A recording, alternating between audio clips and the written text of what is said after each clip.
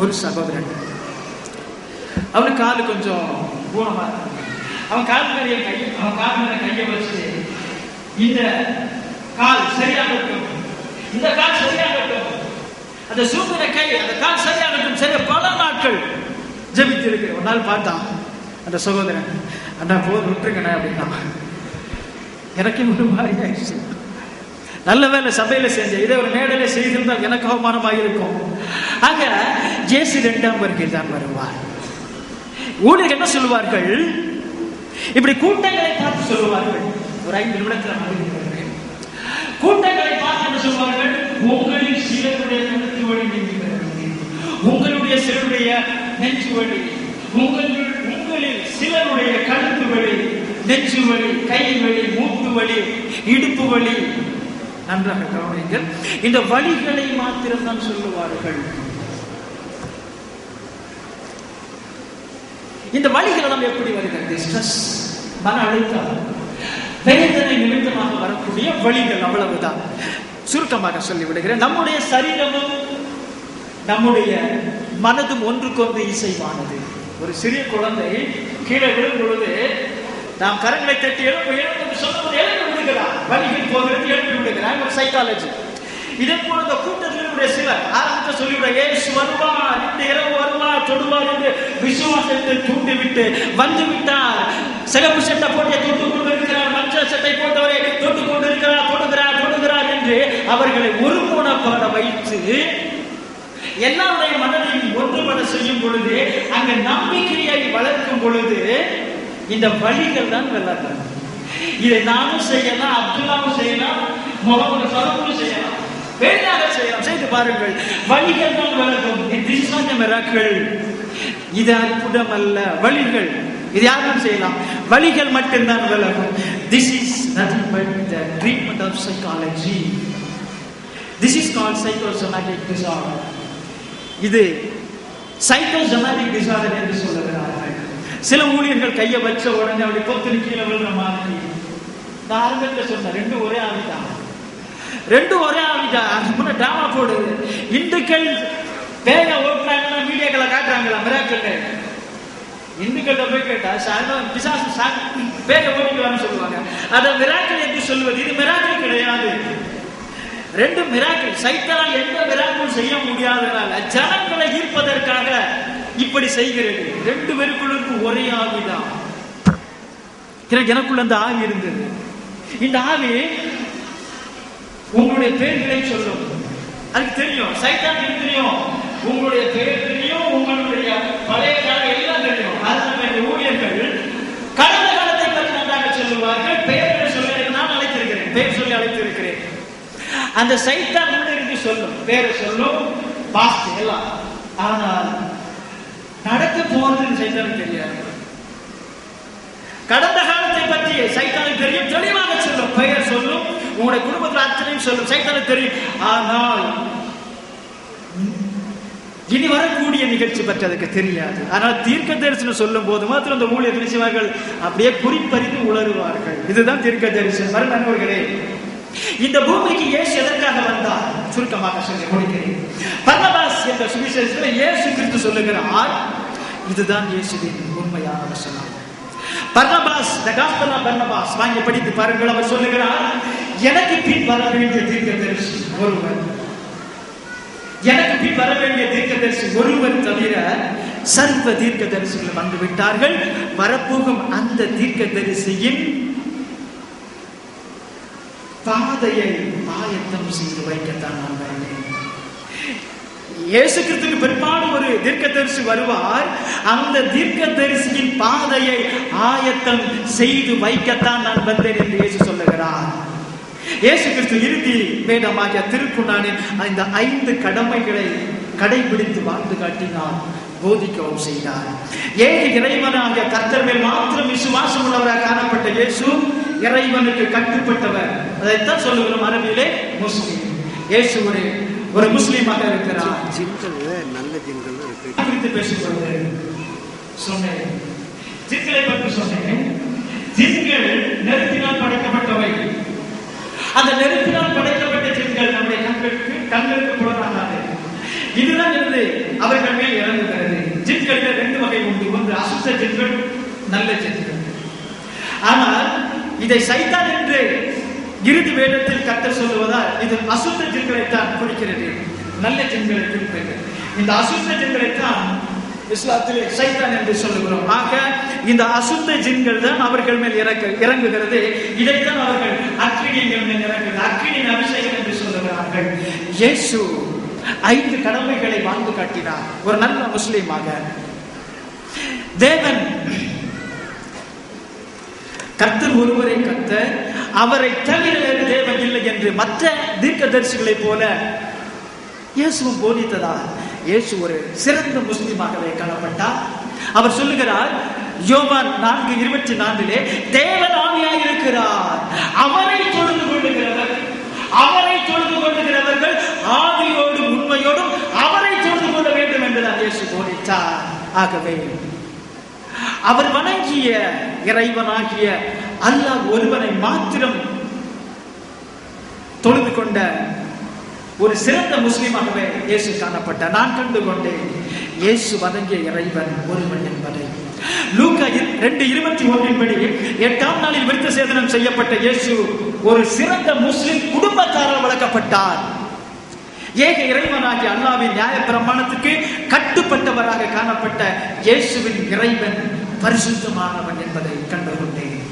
40 நாட்கள் நோன்பு உபவாசம் இருந்து கடைபிடித்து சீசர்களையும் கடைபிடிக்கும்படி போதித்த இயேசுவின் இறைவனாகிய அல்லாஹ் யாரையும் பெறவும் இல்லை, எவரால் பெறப்படவும் இல்லை என்று கண்டுகொண்டேன்.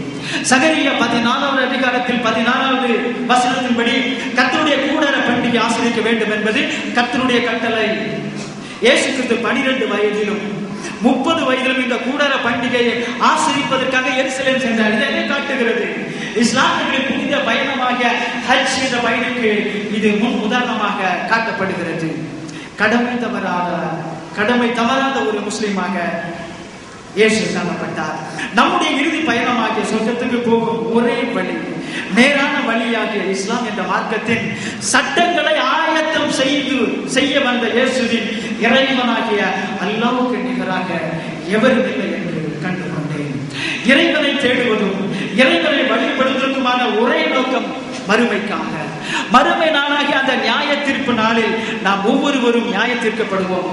இயேசு கிறிஸ்துவும் அந்த நியாய தீர்ப்பு நாளிலே இறைவன் பதில் சொல்லுவார் என்று இறுதி வேதமாகிய திருக்குறள் மூலமாக நாம் வாசிக்கிறோம். அல்-மாயிதா 5வது அதிகாரத்திலே 116வது வசனத்திலே ஏக இறைவன் இயேசுவிடம் கேட்கிறார், மரியமின் மகன் ஈசாவே, மனிதர்களிடம் அல்லாமை அன்று என்னையும் என் தாயையும் 2 தெய்வங்களாக ஆக்கிக் கொள்ளுங்கள் என்று நீர் கூறினீரா என்று கேட்கும் போது இயேசு பதில் சொல்கிறார், யா அல்லாஹ், நீ மகா தூயவன், எனக்கு உரிமை இல்லாத ஒன்றை கூறுவதற்கு எனக்கு தகுதி ஏதும் இல்லை.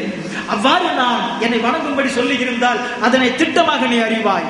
என் மனதில் உள்ளதை நீ அறிவாய், உன் மனதில் உள்ளதை நான் அறிய மாட்டேன். நிச்சயமாக மறைவானவற்றை மிக்க அறிந்தவன் நீதான். நான் கண்டுகொண்ட இயேசுவின் இறைவனாகிய அல்லாஹ்வின் பாதைக்கு வரும்படி உங்களை அன்புடன் அழைத்தவனாக, எனது வார்த்தைகள் ஏதாவது யாருடைய மனதை எந்த விதத்திலும் பாதிக்கும்படியாக இருந்திருந்தால் வருத்தம் தெரிவித்தவனாக, அதே சமயத்தில் நீங்கள் சிந்திக்க வேண்டும் என்று கூறி வாய்ப்பளித்த உங்கள் அனைவருக்கும் ஏக இறைவனுக்கும் நன்றி கூறி விடைபெறுகிறேன். ஏக இறைவனின் சாந்தியும் சமாதானமும் உங்கள் யாவர் மீதும் உண்டாகுவதாக. அல்ஹம்துலில்லாஹ். இந்த நல்ல அருமையான சந்தர்ப்பத்திலே காலையிலிருந்து வெளிச்சத்தை நோக்கி என்ற தலைப்பிலே நடத்தப்பட்டு கொண்டிருக்கக்கூடிய சகோதர சமுதாயத்தோடு ஒன்று கூடல் என்ற நிகழ்ச்சிக்கு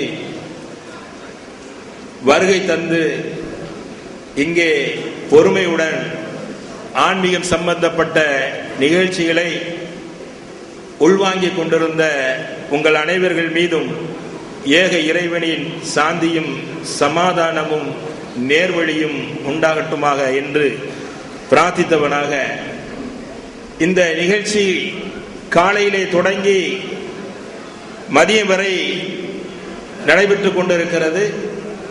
நிகழ்ச்சியின் ஆரம்பமாக இயற்கை மார்க்கம் இஸ்லாம் என்ற தலைப்பிலே சகோதரர் அப்துல்லா அவர்கள் உரை நிகழ்த்தினார்கள். இயற்கையை அழிப்பதின் காரணமாக மனித சமுதாயம் மிகப்பெரிய ஒரு பேரழிவை எதிர்நோக்கி இருக்கிறது என்ற ஒரு எச்சரிக்கையை இந்த சமுதாயத்திற்கு சொன்னதோடு மட்டுமல்லாமல் இயற்கையை மதித்து நாம் பேணி நடந்து கொள்வதன் மூலமாக நாம் இந்த மனித சமுதாயத்தை அழிவிலிருந்து பாதுகாக்கலாம் என்ற ஒரு நற்செய்தியும் இங்கே கூறப்பட்டது. தீபக்குமார் என்ற அமருதீன் அவர்கள் தான் கடந்து வந்த பாதைகளை பற்றியுள்ள விவரங்களை உங்களுக்கு எடுத்து சொன்னார்கள். அதன் அடுத்ததாக விஜயன் என்று சொல்லக்கூடிய உமர் ஃபாரூக் அவர்கள் கிறிஸ்துவ சமுதாயத்தினுடைய சில நிலைப்பாடுகளை உங்கள் முன் எடுத்துரைத்தார்கள். இங்கே வந்திருக்கக்கூடிய எங்களுடைய தொப்புள் கொடி உறவலாக இருக்கக்கூடிய மாற்று மத சகோதரர் அன்பர்களுக்கு கேள்வி பதிலுக்கான டோக்கன் இங்கே வழங்கப்படும். அந்த டோக்கன்களை பெற்றுக்கொண்டவர்கள்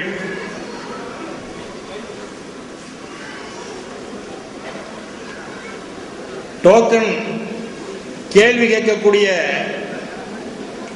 மாற்று மத சமுதாயத்தைச் சேர்ந்த சகோதரர்களுக்கு மட்டும் இந்த கேள்வி பதிலுக்கான டோக்கன் வழங்கப்படுகிறது. இந்த டோக்கனை பெற்றுக்கொள்ளக்கூடிய சகோதரர்கள் தாங்கள் உள்ளத்தில் எழக்கூடிய ஐயங்களை, சந்தேகங்களை அப்பழுக்கற்ற முறையில் நீங்கள் எந்த கோணத்தில் வேணாலும் இங்கே கேள்விகள் கேட்கலாம்.